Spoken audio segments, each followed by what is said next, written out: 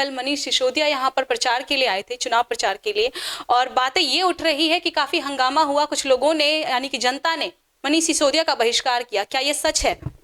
नहीं, ये पूरी तरह से अफवाहें हैं जो आप कह रहे हो। चाहे हमारे पुराना जो वार्ड के लोग रहे वो भी, और जो नया वार्ड रहेगा वहाँ से भी, यानी भी कहीं जो हमारे बस में होगा, जितना हम लोग कर पाएंगे सभी के लिए काम करेंगे। बीजेपी ने तो खुद ही चुनौती ख़त्म कर दी है, इस प्रकार के कैंडिडेट को टिकट दिया है कि जनता ही उसका बहिष्कार कर रही है। इवन बीजेपी के लोग भी उनको पसंद नहीं कर रहे हैं। कई बार ये आरोप भी लगाए गए हैं कि जितेंद्र सिंह जीतू ने कई जनता के टैंकर को ब्लैक किया है।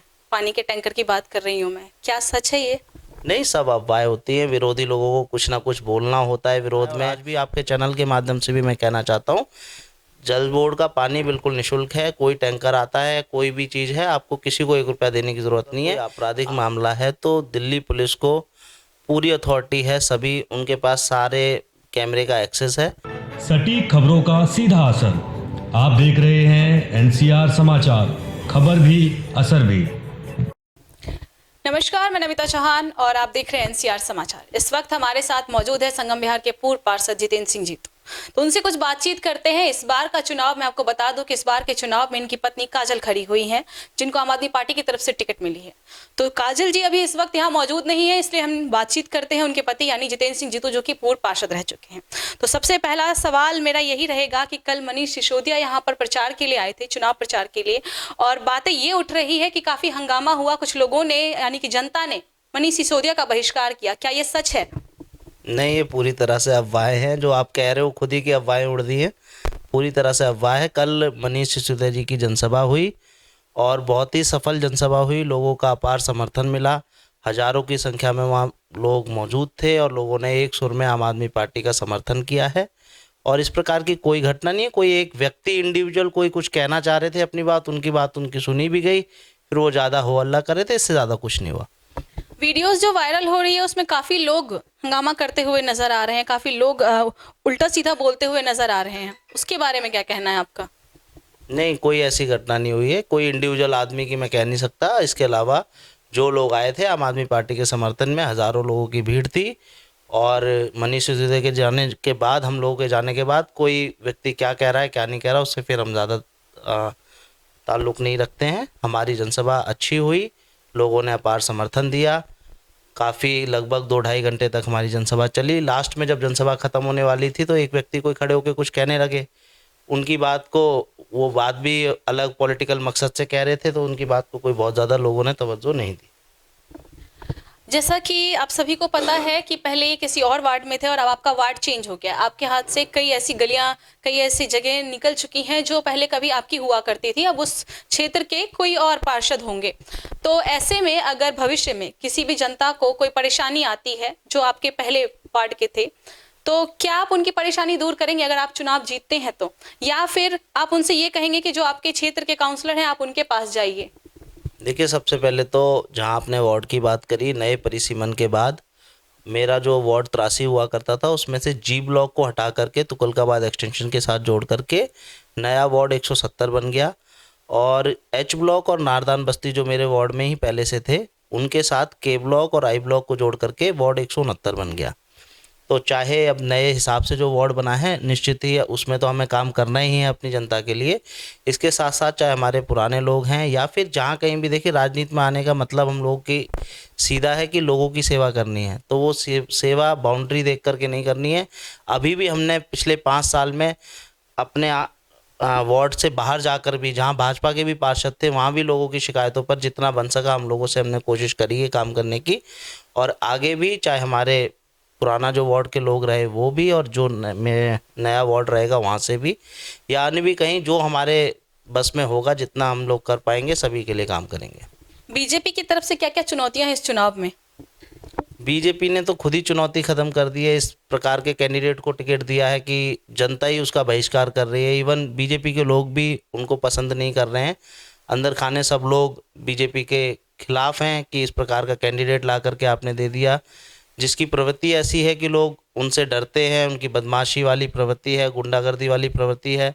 लोग संगम विहार में बाहर से आकर, यूपी से, बिहार से आकर बसे हैं, कईयों सालों से यहाँ रह रहे हैं, अपनी जीवन बसर कर रहे हैं।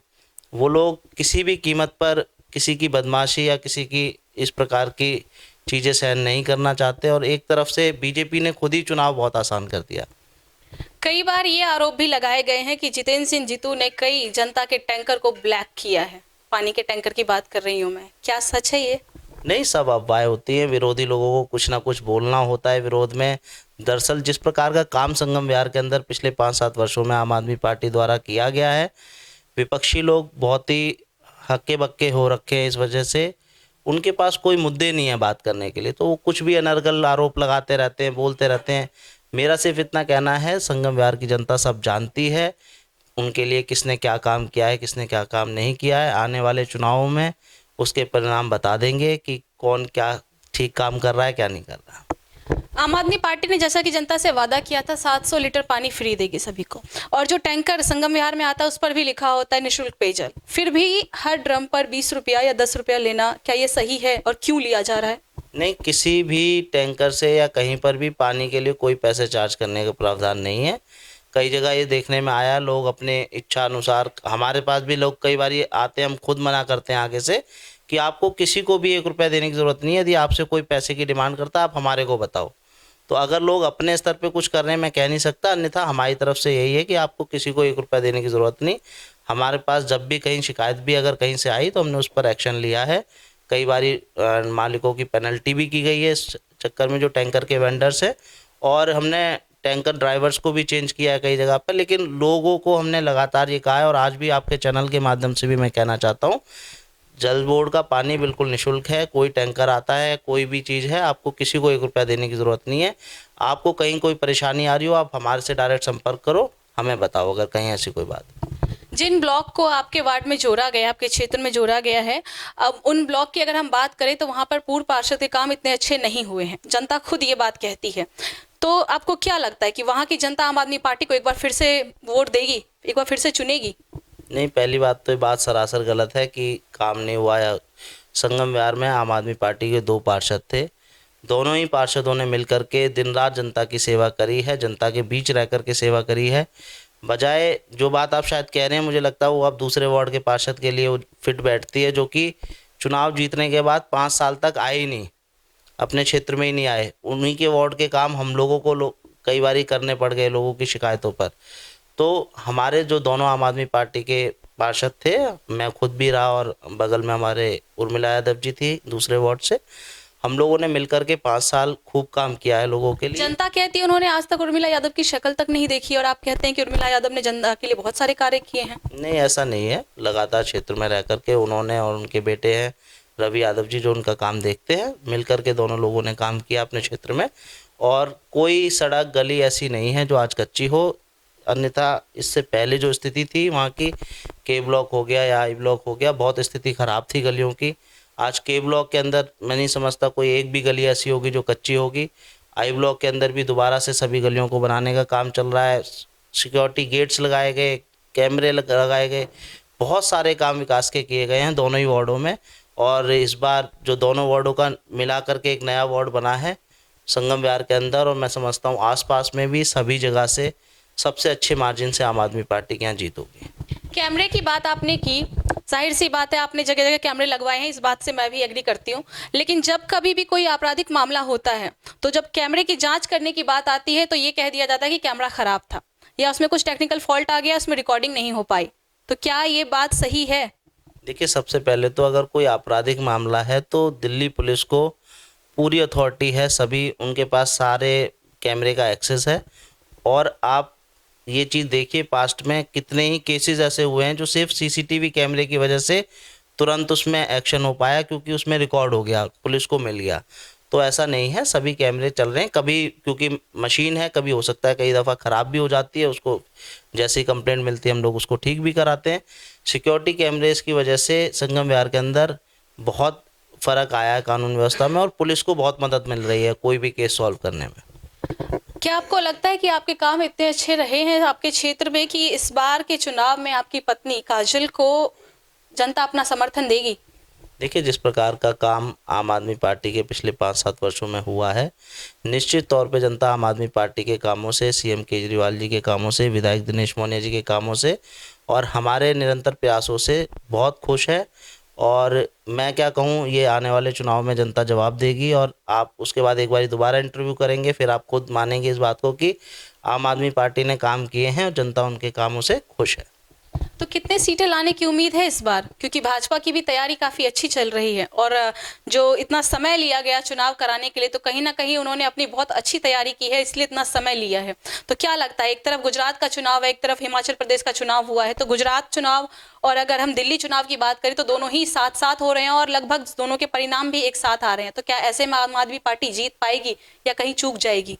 देखिए, सबसे पहले तो आपने खुद ही ये बात कह दी कि भारतीय जनता पार्टी बुरी तरह से डरी हुई है इस वक्त दिल्ली के अंदर। मैंने तैयारी की बात की है कि उनकी तैयारी काफी अच्छी चल रही है। आप मुझे बोलने दें।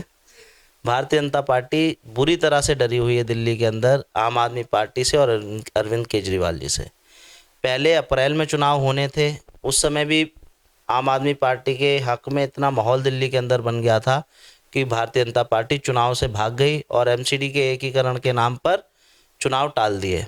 उसके बाद बहुत ही सोच समझ करके कि जब केजरीवाल जी दिल्ली में नहीं होंगे, गुजरात के साथ चुनाव कराएं ताकि आम आदमी पार्टी की ताकत बढ़ जाए, बहुत कुछ रणनीति भारतीय जनता पार्टी ने इसके ऊपर बनाई। बावजूद उसके आज दिल्ली के अंदर इस प्रकार का माहौल बन गया है एमसीडी के चुनाव नज़दीक आते आते कि पूरी दिल्ली में आम आदमी पार्टी की लहर चल रही है। सभी लोग दिल्ली के मिल कर के कह रहे हैं कि इस बार एमसीडी की कमान भी हमें केजरीवाल जी को सौंपनी है। हमने आज तक कभी नहीं देखा कि निगम के चुनावों में भारतीय जनता पार्टी के राष्ट्रीय अध्यक्ष संगम विहार की गलियों गलियों में घूम रहे हों। आज इतना डर है भारतीय जनता पार्टी के अंदर कि उनके राष्ट्रीय अध्यक्ष मजबूर हो गए हैं कि संगम विहार की गलियों के में जाकर प्रचार करने के लिए। तो भारतीय जनता पार्टी निश्चित ही बहुत डरी हुई है इस वक्त आम आदमी पार्टी के जो लहर है, जो अरविंद केजरीवाल जी की लहर है।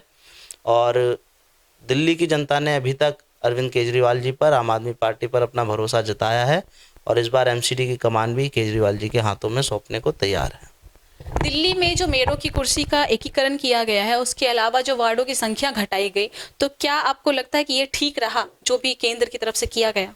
ये देखिए, अब तो ठीक रहा या नहीं रहा, जो हो गया उस पर बहुत ज़्यादा बात करके फ़र्क नहीं है, लेकिन मेरा ये मानना है कि सिर्फ और सिर्फ भारतीय जनता पार्टी ने चुनाव टालने के लिए सब कुछ किया था। लेकिन अब जो हो गया हम उसी परिस्थितियों में लड़ेंगे और दिल्ली में एमसीडी की सरकार आम आदमी पार्टी बनाएगी, बहुत अच्छे बहुमत के साथ बनाएगी। कई आपके ऐसे कार्यकर्ता हैं जिन्होंने आम आदमी पार्टी को छोड़ करके कांग्रेस और बीजेपी ज्वाइन कर लिया है और जो कभी आपकी वाहवाह करते थे, अब वो उसके ही फेवर में नहीं है, उसके अगेंस्ट में जा रहे हैं, उसका विरोध कर रहे हैं और कई आरोप लगा रहे हैं। उनके लिए क्या कहना चाहेंगे और क्यों हुआ ऐसा आखिर कि झाड़ू के साथ रहने वाले लोग, आम आदमी पार्टी के साथ रहने वाले लोग, कार्यकर्ता जो ना जाने कितने सालों से थे, वो अचानक इस तरीके से पार्टी को छोड़ रहे हैं और उसके खिलाफ बोल रहे हैं? देखिए, मुझे ये लगता है कि एमसीडी के चुनाव में कई दावेदार हर एक वार्ड से होते हैं। निश्चित तौर पे टिकट किसी एक व्यक्ति को ही मिल सकता है और कई दफ़ा ऐसा होता है कि लोग नाराज़ हो जाते हैं टेम्परेरी बेसिस पे, लेकिन मेरा पूरा विश्वास है कि जो भी कार्यकर्ता साथी हमारे आज नाराज़ हैं उनको हम निश्चित ही मना करके अपने परिवार में दोबारा वापस लाएंगे। तो आपको लगता है कि जिन लोगों ने कांग्रेस और बीजेपी को ज्वाइन कर लिया वो वापस से आम आदमी पार्टी में आएंगे? जी बिल्कुल आएंगे। आम आदमी पार्टी जीतेगी एमसीडी के अंदर, हम उन लोगों को अपने साथ जोड़ करके आगे फिर से काम करेंगे। चलिए, मेरा आखिरी सवाल आपसे यही रहेगा कि चुनाव जीतने के बाद, जैसा कि आप कह रहे हैं कि आपने अपने क्षेत्र में सारे ही काम लगभग करवा दिए हैं, तो कौन सा ऐसा काम रह गया है जो आप पहले करवाना चाहेंगे? नहीं, काम देखिए, सबसे पहले तो मैं कहूँ कि काम सारे करा दिए ऐसा नहीं है। आज भी मैं बोल रहा हूँ, बहुत काम हुआ है, बहुत कुछ अभी हमने करना है। संगम विहार के अंदर कहीं कहीं पे पानी की समस्या, उसको भी हल करना है। साफ़ सफाई पर बहुत ज़्यादा जोर देना है और एमसीडी का सबसे प्रमुख कार्य वही है। और छोटे छोटे कई सारी समस्याएं उन पर काम करना है। सबसे विशेष तो अब संगम विहार को हमने गलियां बना दी, नालियां बना दी, अब उनको साफ़ सुथरा रखना है।